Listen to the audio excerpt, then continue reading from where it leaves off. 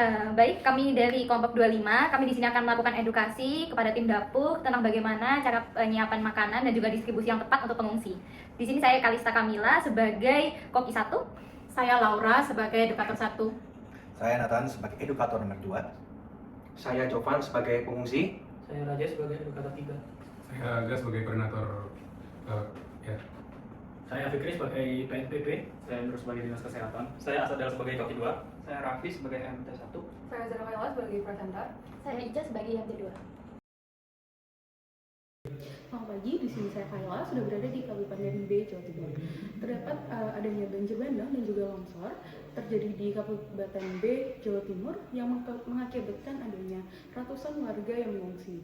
Di sini telah didirikannya posko bantuan atau posko pengungsian dan juga dapur umum untuk membantu memberikan bantuan kepada warga yang terdampak. Selamat pagi Bapak, apakah Bapak ada yang sakit? Saya dari tadi sudah diare Pak, perut saya sakit terus ini Bapak. Sejak kapan Pak diarenya? Sakitnya sudah dari kemarin malam Bu.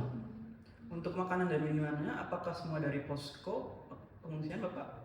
Benar, semua makanan dan minuman yang saya dapat berasal dari dapur umum semua Pak. Pak, yang keluhan diare hari ini banyak ya? Iya betul, nanti kita akan lapor ke posko ya. Mungkin kita harus ngecek sanitasi dan makanannya juga. Manikas, BPB ya? Tim edukasi. Halo, selamat pagi. Perkenalkan saya Aga sebagai koordinator lapangan. Ya, siap. Selamat pagi. Pak, saya ini Pak mendapat laporan bahwa di sini ada kasus ispa dan diare yang meningkat. Bagaimana kondisinya hari ini ya Pak? Ayo kita sambil jalan aja terus saya jelasin Pak. Di sini kita ada dapur yang digunakan untuk masak makanan ya buat apa? Para orang di shelter. Di sini ada Chef Asadel dan di sini ada Ibu Kalista. Pagi. Sebelumnya apakah kami boleh mengecek kondisi dapurnya? Oh iya, boleh. Oh ya, sekalian kita cek persiapan makanan sama kondisi sanitasinya ya.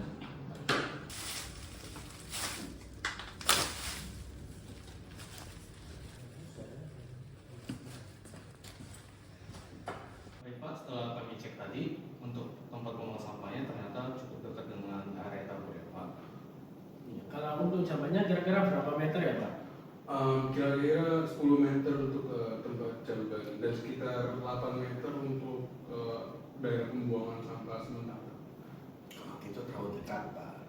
Resiko kontaminasi makanan dan airnya itu tinggi seperti itu Pak. Baik Pak, sesuai peraturan nomor dari tahun 2008, jadi untuk dapur umum itu minimal sejarak 10 meter dari jamban atau tempat pembuangan untuk mencegah kontaminasi dari makanannya. Jadi Pak, untuk area pembuangan sampahnya sebaiknya dipindahkannya Pak untuk lebih aman depannya. Ya, nanti kami berkoordinasikan untuk pembersihan area dapur dan sanitasinya ya Pak. Siap. Nanti kita baik. Baik, mari Pak kita cek lanjut bagian dalam dapurnya ya Pak. Baik, siap. Bu, tolong dimasak ya itu cepat soalnya kontainer nasinya udah dibuka dari tadi. Oh iya Pak, ini nanti sekalian untuk telurnya jangan dimasak banyak-banyak ya, takut gak cukup buat nanti. Sama ini untuk susu bubuknya habis. Nanti kita ganti dulu pakai air gula dulu, nggak apa-apa ya? Ya gitu aja, bantuan belum ada lagi nih. Oke.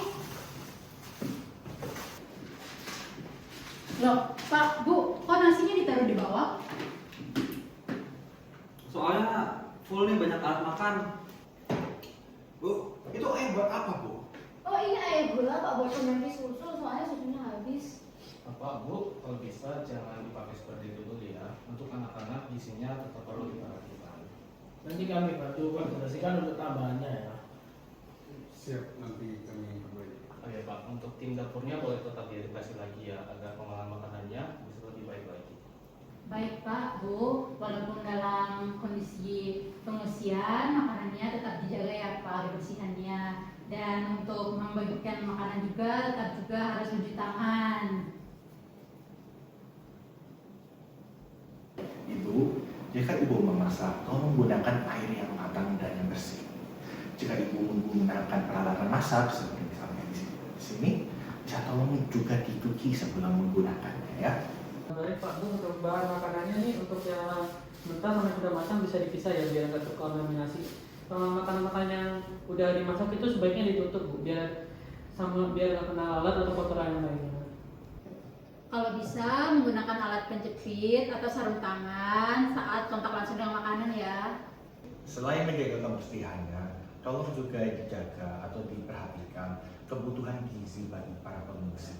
Dibutuhkan kurang lebih 2.100 kilokalori per hari untuk satu orang dewasa. Gitu. Dan jangan lupa untuk vitamin-vitamin dan gizi-gizinya juga dilakukan secara seimbang.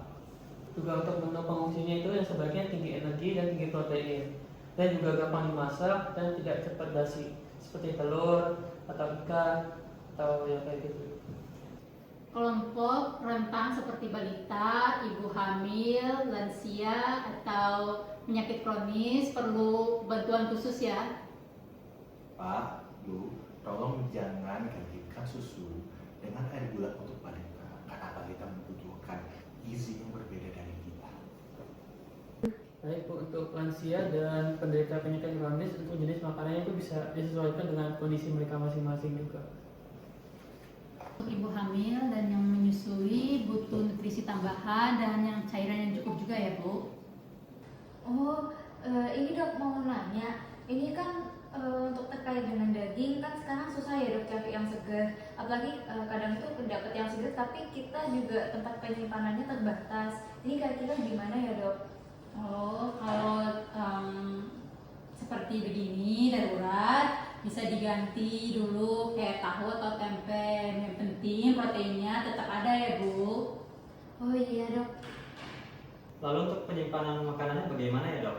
Nah, untuk bahan makanannya itu yang penting jangan ditumpuk ya Pak, dan tumpuk sembarangan masuknya. Dan yang untuk yang datang duluan itu bisa dipakai duluan, istilahnya FIFO. Dan untuk bahan makanan yang mentah sama yang udah matang itu bisa dipisah dan juga ditutup dan terkontaminasi agar tidak kena kotoran lagi. Lalu untuk kebutuhan air bagaimana ya dok? Ya soalnya sekarang airnya sudah susah. Untuk secara ideal, setiap pengungsi seharusnya mendapatkan 15 liter air yang bersih.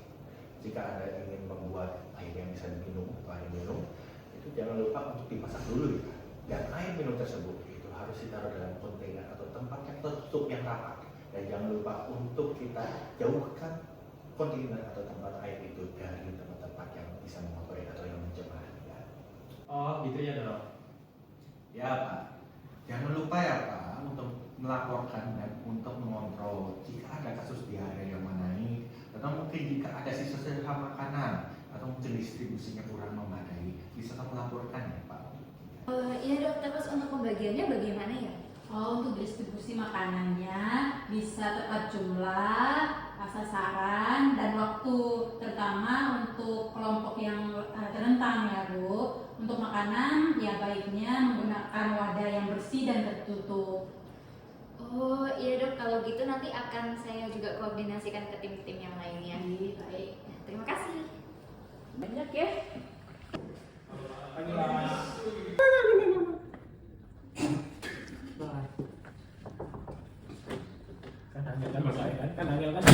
Ya Allah, masuk. Lah Bu, kok nasinya ditaruh di bawah? Kok Bu? Kan Bu. Tapi aku nggak ada. Ini ada Ibu Kamila. Pagi Pak. Pagi Pak. Pagi. Itu air buat apa Bu?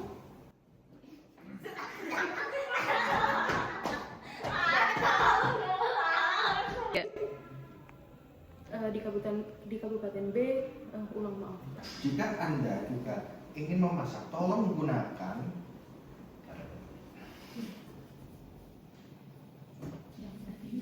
Oh gitu ya dok? ya Bu. Jangan Bu. menggunakan air yang jernih dan yang bersih.